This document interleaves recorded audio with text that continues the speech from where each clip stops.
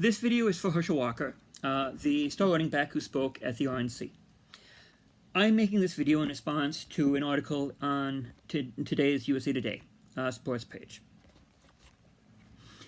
I also agree with you. I love Jesus Christ. I was born again 12 years ago this September. And I think that when some of the Black Lives Matter people burned a Bible and burned a cross and burned a flag, they crossed the line. But I also can understand their anger, but no anger justifies what they did. And I used to be an agnostic. I used to hate Christianity. I believed the secular lie that Christianity was a tool of the oppressor, that Christianity was nothing but hypocrisy. And the thing is, Christianity is a radical religion. What other religion does God so love the world that he gives his only son to die on the cross for him? But he also preached. He also lived and taught us how to live. Now, we don't have to live that way for him to love us, but if we love him, we follow his teachings. And he spoke out against sin, just like the prophets before him, and societal sin as well. The fact that the wealthy abuse the poor. And black men who weren't charged, black men and black women who weren't charged with a crime, being executed at an alarming rate is part of systematic racism. The fact that a white rapist who rapes someone who is like passed out drunk gets a short prison term, and a black man who steals hedge clippers gets life imprisonment because of the three-strike law. And Trump has helped somewhat with criminal justice reform. But also, I'm doing this because really, in your heart, does Trump represent Christ? Or is he perverting Christianity? I know, I have no doubt that you're a Christian.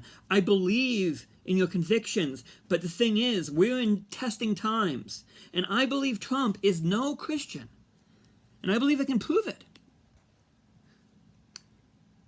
Galatians 5:22, but the fruit of the Spirit is love, joy, peace, forbearance, kindness, goodness, faithfulness, gentleness, and self-control. Against such things there is no law. 2 Timothy 3, but mark this, there will be terrible times in the last days. People will be lovers of themselves, lovers of money, boastful, proud, abusive, disobedient to their parents, ungrateful, unholy, without love, unforgiving, slanderous, without self-control, brutal, not lovers of the good, treacherous, rash, conceited, lovers of pleasure rather than lovers of God, having a form of godliness, but denying its power, have nothing to do with such people. So I ask you, he is part of the problem, not part of the solution, unfortunately. And we have two sides, both not living a Christian life, not pursuing justice in a Christian way. The abolitionists, Frederick Douglass, William Lloyd Garrison, they fought against slavery. But yet, there were Christians who owned slaves and used the Bible to justify slavery. And when Congress was voting on giving black men their rights, women got them later, one man said, "How dare you make equal what God has made unequal?"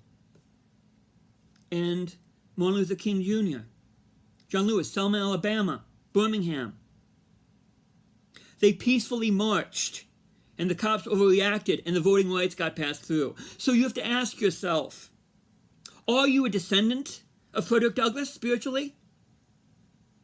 Or are you a descendant of the systematic racism that was slavery, plantation Christianity? Are you a spiritual descendant of Martin Luther King Jr.? Or are you a spiritual descendant of Bull Connor, both who thought that they were Christian? And I'm not saying this, I'm leaving race totally out of this. Your race. I'm just saying, as a Christian, please, fight. Speak up for your fellow brothers and sisters. And some of them that have been executed, they love Jesus too.